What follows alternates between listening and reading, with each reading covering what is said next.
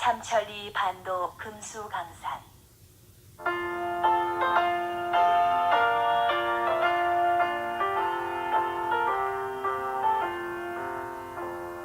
삼천리 반도 금수강산, 하나님 주신 동산.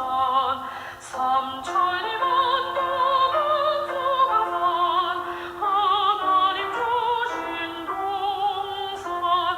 이 동산에 할 일마다 사막이 꿈을 꾸르네. 곧 이날을 일가려고 그노가 대답을 할까. 일하러 가세 일하러 가. 삼천리 강산 위에 하나님 명령 받았으니 반도 강산에 일하러 가세.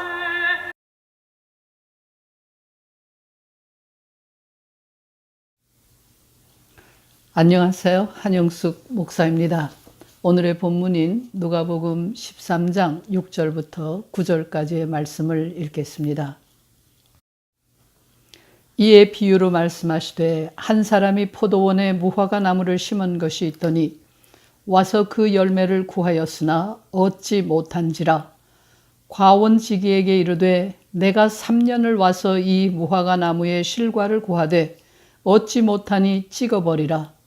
어찌 땅만 버리느냐. 대답하여 가로되 주인이여 금년에도 그대로 두소서. 내가 두루 파고 거름을 줄이니 이후에 만일 실과가 열면이거니와 그렇지 않으면 찍어버리소서 하였다 하시니라. 1982년 8월에 맨하탄에서 교회를 개척해서 지난 6월에 은퇴할 때까지 저는 해마다 빠짐없이 3.1절 기념주일을 지켰습니다. 이제 개체교회 울타리를 벗어나 방송을 통해 복음을 전하는 일을 금년으로 100주년이 되는 3.1절 기념주일에 시작하게 되었습니다. 오늘부터 매주일 주일 아침에 이 방송을 해갈 예정입니다. 3.1절은 미국에서 살고 있는 저에게 내가 한국인이라는 사실을 잊지 못하게 하는 날입니다. 35년 동안 해마다 3.1절 설교를 준비하면서 나를 떠나지 않았던 질문은 그리스도인인 내가 대한민국과 한국인을 특별히 더 사랑해도 되는가 하는 것입니다. 왜냐하면 인류를 지으시고 세상을 다스리시는 창조주 하나님을 믿고 모든 사람을 위하여 십자가를 지신 예수를 구세주로 믿는 사람이 인류를 다 같이 사랑해야지 어떻게 자기 민족을 더 사랑할 수 있는가 하는 생각 때문입니다. 자기 민족의 이익을 위해서는 다른 민족과 원수가 되기도 하고 전쟁을 할 수도 있는 것이 세상의 이치가 아닙니까? 오늘도 이런 질문을 품고 3.1절의 의미를 찾아보려 합니다. 오늘 본문은 이 질문에 대한 하나의 대답이 될 수 있습니다. 이 말씀은 예수께서 하신 비유입니다. 어떤 포도원 주인이 자신의 포도원에 무화과 나무를 심어 놓고 후에 와서 무화과 열매를 얻으려고 했습니다. 그러나 계속해서 아무 열매도 맺지 못했기 때문에 주인은 이 무화과 나무를 찍어 버리려고 했습니다. 그때 과수원을 돌보는 농부가 주인에게 한 해만 더 기다려 달라고 간청을 했다는 말씀을 누가가 수록하고 있습니다. 신약 성경의 저자들은 거의 다 유대인이었지만 누가는 이방인이었습니다. 이방인이었던 누가에게 초대 교회 안의 이방인들은 포도원에 심긴 무화과 나무처럼 보였을 것입니다. 이방인이 하나님의 뜻에 합당한 그리스도인이 될 수 있겠느냐 하는 문제는 누가에게 절박했을 것입니다. 마치 바울 사도가 동족인 유대인을 구원할 수만 있다면 자신이 그리스도에게서 끊어지는 한이 있어도 좋겠다고 했던 것처럼 누가에게 이방인 크리스찬은 특별한 관심과 사랑의 대상이었을 것입니다. 이 이야기를 단순히 교회 안의 기독교인들에게만 해당되는 것으로 받아들일 수도 있을 것입니다. 그러나 이 이야기를 교회의 차원을 넘어서 모든 인간을 향하여 주어진 말씀으로 생각할 수 있습니다. 그때 이 이야기는 한국인을 향한 우리의 질문에 대한 해답이 될 수 있습니다. 다시 말하면 이 세상의 주인이신 하나님은 뜻이 있으셔서 다양한 인종과 민족을 내시고 각기 그 열매를 구하신다는 말입니다. 하나님께서 한국인을 하나님의 과수원에 심으신 뜻이 무엇인지, 한국인은 한국인이 아니면 맺을 수 없는 열매를 맺고 있는지 물어야만 합니다. 만약 우리에게 열매가 없다면 하나님께서는 우리 민족의 뿌리를 캐어버릴 수도 있다는 사실을 기억하고 두려워해야 합니다. 역사 속에서 수많은 민족이 찬란한 문명과 문화를 자랑했지만 그 흔적조차 찾아볼 수 없게 되거나 그 민족의 뿌리가 뽑혀버리고 만 사실을 우리는 알고 있습니다.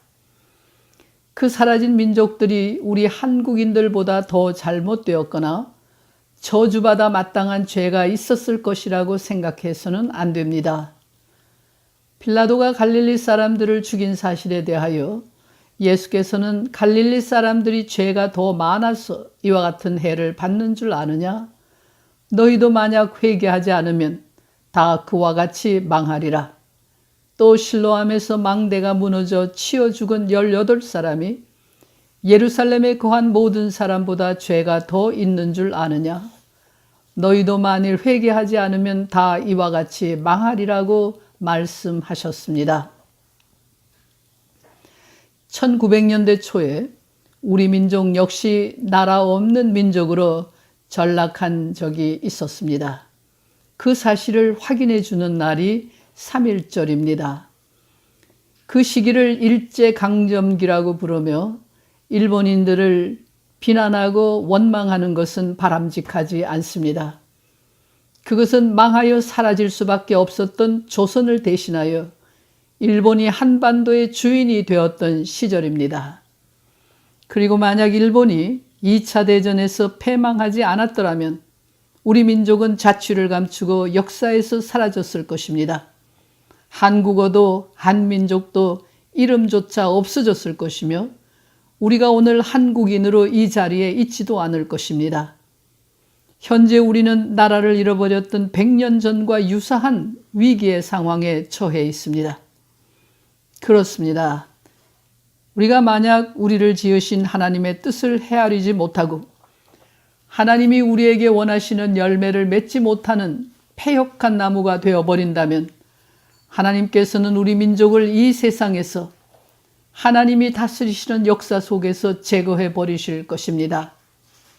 열매 맺지 못하는 무화과 나무를 찍어버리라고 하는 주인에게 한 해만 더 기다려 달라고 부탁하는 농부의 간청이 있어서 열매 없는 무화과 나무가 살아남을 수 있는 것처럼 은혜로 우리 민족은 여기까지 왔습니다.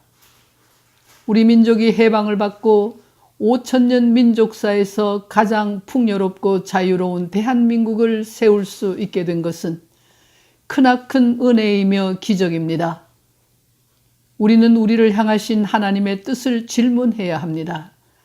하나님이 다스리시는 이 세상에서 우리 한국인만이 맺을 수 있는 향기로운 열매를 결실하는 아름다운 나무로 귀한 민족으로 우리의 자리를 굳혀야 합니다. 이곳 미국에서도 한국인들은 믿을 수 있는 사람들이고 한국인들은 함께 일하고 싶은 사람들이고 한국인들이 있는 곳은 어디든지 사람이 살만한 곳이 된다는 말을 들을 수 있어야 합니다. 우리를 한국인으로 지으신 하나님의 뜻은 무엇인가? 우리를 이 땅에 보내신 하나님의 뜻은 어디에 있는가? 매일 매순간 우리를 향하신 하나님의 뜻을 질문하며 살아가기를 바랍니다. 기도하겠습니다. 하나님, 고난의 역사를 지닌 한국인으로 우리를 지으셔서 이 풍요롭고 자유로운 세계에서 살면서도 우리를 향하신 하나님의 뜻을 질문하게 하시니 감사합니다. 우리가 그 뜻을 알고 그 뜻에 순종하며 살아갈 수 있도록 지혜와 용기를 허락해 주시옵소서. 예수 그리스도의 이름으로 기도합니다. 아멘.